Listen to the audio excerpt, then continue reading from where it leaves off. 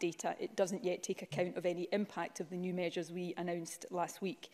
However, all of these figures that I've just reported, I think, demonstrate why we announced those measures last week, because it is imperative to get the virus back under control. These figures also explain why I will confirm to the Chamber today, as I gave an indication of last week, that we are postponing the route map changes for which we had previously given an indicative date of 5th October. I hope members will agree that it would not be sensible to ease restrictions that are still in place while infection rates are rising, and we are working to bring them back down. We will review these restrictions again by the 15th of October. However, if we need to take further action before that to curb the spread of the virus, we will not hesitate to do so, but of course we will report that to Parliament. For the moment, the key way of bringing the virus back under control is for all of us to stick to the current rules and guidance. So I'll round off again by just briefly setting out what we are all being asked to do. With some limited exceptions, nobody should be visiting each other's homes at the moment. When we are outdoors or in indoor public places, we mustn't meet in groups of any more than 6 people from a maximum of 2 households. We're also asking everyone to work from home if possible, not to car share unless essential, and to download the Protect Scotland app.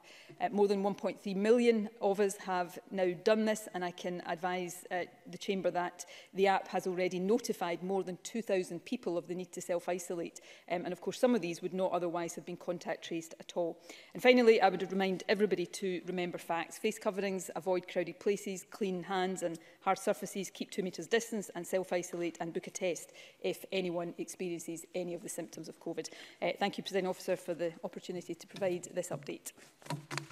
Thank you very much, First Minister. I would just remind members that under the current procedures we'll take all the supplementaries after question 7, but feel free to press your button should you wish either a constituency or a general open supplementary at any point. Question number 1, Ruth Davidson.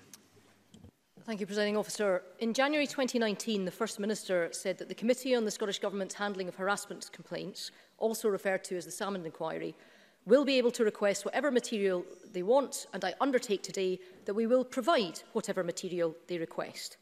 The inquiry has requested material, the Government has rejected it. What has made the First Minister break her word? First Minister. Presiding Officer, I take these matters very seriously. I take this inquiry very seriously, as I think all of us should do, and I don't think that is an accurate characterisation of the position. As I understand it, and I'll come back to say why I'm couching it in that way in a second, the only material that hasn't been provided by the Scottish Government is material where there are legal reasons that cannot be provided, including, of course, the issue of legal privilege, which all organisations will have regard to. But as I understand it, and this is publicly available, there has been over 1,000 pages of material made available by the Government. Government officials have given over 10 hours of oral evidence so far, and the Government has intimated to the committee that it intends to initiate legal proceedings to try to get into a position where it can make available more material that currently it can't do for reasons of legal restriction. Now, the final point I'd make on the Government, all of what I've just said there is in the public domain. I have recused myself from decision-making over the Scottish Government submissions, and I advised Parliament of that way back at the outset. And the reason for that is very simple, and I think absolutely right. Part of the remit of this committee is looking at my conduct. And I think it would be wrong if I was the Minister taking decisions about the content of Scottish Government submissions. And if I was in that position, I'm prepared to bet, Presiding Officer, that Ruth Davidson and others would be standing up here saying that that was deeply wrong and improper. But let me turn to my position. And again, I'm just interested in putting the facts out here, Presiding Officer. And I'm not sure, for those who are not on the committee, how much what I'm about to say is understood. The committee has now for 2 months been in possession of substantial written evidence from me personally. That's not been published, and that's entirely the committee's decision. But it's a bit galling for me to hear often members of the committee from the Conservative benches somehow saying I'm not answering questions. I also stand ready, Presiding Officer, to give oral evidence to this committee at any point it chooses to call me. I have not yet been invited to give oral evidence to this committee. So, you know, these accusations that somehow I am not cooperating with this committee have no substance to them at all. I have done everything the committee has asked of me, and I will continue to do so, because I am respecting the process of this committee, and I am starting to think that that is perhaps the difference between me and those on the Conservative benches. Ruth Davidson. Presiding Officer, I know that the Nicola Sturgeon, who is First Minister, likes to pretend that she's not the Nicola Sturgeon that's also leader of the SNP, but I'm struggling to believe that the Nicola Sturgeon who committed to this chamber to give the inquiry whatever material it requested from her government 18 months ago is not the same Nicola Sturgeon that stands here today saying I've recused myself and it's nothing to do with me, Gov. Now, I think the important thing here is that there was something that the First Minister there that said that was correct. And that was that yesterday we saw something utterly unprecedented. A committee convener of this Parliament forced to write to the courts for access to documents that it needs because Scottish Government ministers refused to hand them all over.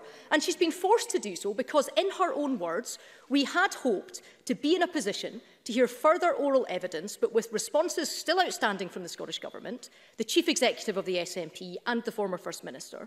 All of this means that we simply cannot proceed at this stage. Well, as head of the Scottish Government and as leader of the SNP, two of these demands fall directly under the gift of the First Minister. She can ensure that this evidence is provided with a snap of her fingers. So why won't she? First Minister. Interestingly, the letter from the committee convener about seeking the court's permission to publish material, the Scottish Government had already intimated to the committee that it was going to initiate legal proceedings in order to put itself in a position, hopefully, where it can provide material that currently it cannot provide because of legal restrictions. So the Scottish Government actually wants and is intending to do exactly that. The material that has not been provided is material that can't be provided for one legal reason or another. Other than that, as I said, 1,000 or more pages of material, 10 hours of oral evidence on the part of Scottish Government officials have already been given. I think it's important for a whole variety of reasons to take this committee seriously. In terms of my role as party leader, there was a request made for evidence from the SNP. And again, this is all in the public domain. It can be found on the committee's website. That request was acceded to. Evidence was given by the deadline the committee asked for, and people can go and read the request and the answers that were given. The committee then made further requests. It didn't put actually a deadline on those further requests, but that material is currently being prepared. The idea that the Scottish Government or the SNP is trying to obstruct this committee bears no scrutiny whatsoever. But I come back to this point, Presiding Officer. I have been asked to give evidence to the committee in a personal capacity. I did that 2 months ago. I gave substantial written evidence to the committee. It is not down to me that that hasn't been published yet. I stand ready any time, today, next week, the week after that, to turn up at this committee and give evidence to it orally. I have not had an invitation to do that yet. And when I said earlier on that I suspected some of the Conservatives' motives here, I was met with a cry of that's outrageous. Well, let me say why I fear that, Presiding Officer. Because I have given that written evidence. I stand ready when I'm invited to give oral evidence.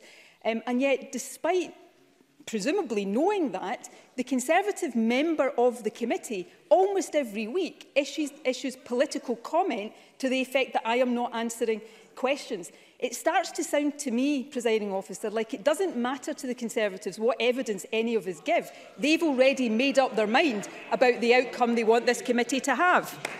Ruth Davidson.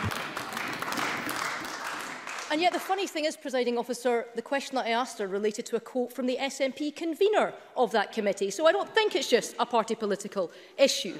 But if the Scottish Government is not going to fully cooperate with this inquiry, and if the First Minister is not going to keep her word that, quote, she'll provide whatever material they request, then I'm afraid she leaves us no option but to come here and ask questions directly to her face. So let me ask her this.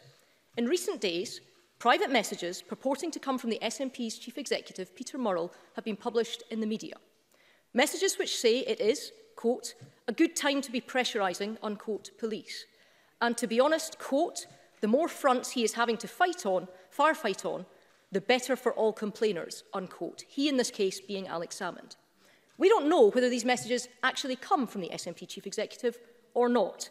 The messages were passed to the committee inquiry and it deserves answers. So let me directly ask the First Minister, who is also the leader of the SNP, are these messages genuine or not? First Minister. As I understand it, the obtaining of messages and the passing of these messages to the committee, and it appears to me that when they were passed to the committee, they immediately leaked to the media. That is how it appears to me. But the obtaining of these messages is currently a matter, as I understand it, of a police investigation. Now, I am happy to answer any questions before this committee that they want to. But people are saying, answer them. This committee has not asked me. I am not standing here, presiding officer, and I don't think it is reasonable for me to be asked questions about things that other people might or might not have done. Call the people who the messages are purported to come from and ask them the questions. Call me and I will answer for myself. The issue here, presiding officer, is that I am willing, the committee can convene this afternoon and I will answer questions for my conduct before that committee. It is outrageous that I am in a position right now of having given written evidence to this committee 2 months ago.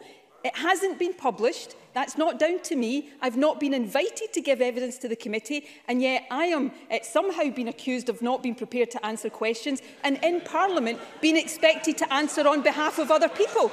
If people want to take this seriously, then treat the committee process with respect and take it seriously. Ruth Davidson.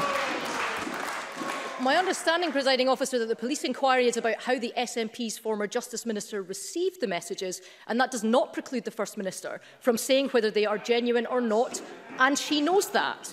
Now, throughout this affair, the First Minister's excuse has been that she can swap hats whenever it suits her.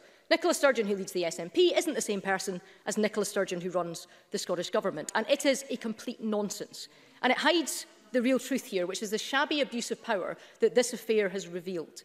We have the head of the civil service having to be recalled to the inquiry because she can't remember or won't answer key questions, a tranche of government emails related to the inquiry deleted, committee hearings having to be suspended because they can't continue due to obstruction, and a committee chairwoman having to write to the courts to get information that the First Minister promised 18 months ago that she would undertake to provide. 2 years ago, Nicola Sturgeon told the media with regards to the Salmond case, "I relish the prospect to answer all and every questions." Well, on today's performance, the question is, when's she going to start?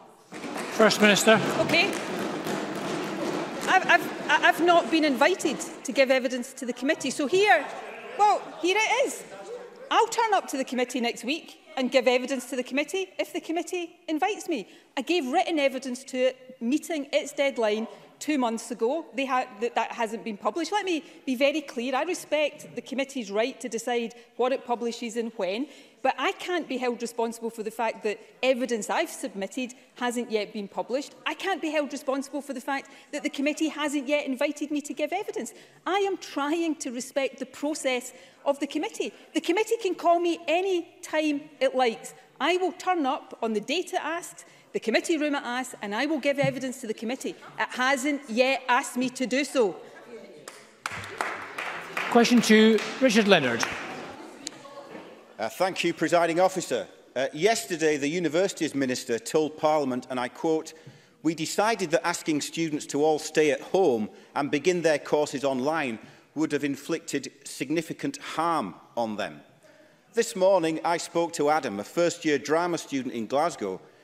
He told me that he's been here a week and a half, he's only spoken to 2 people in his class, and he can't access the rehearsal space in his accommodation.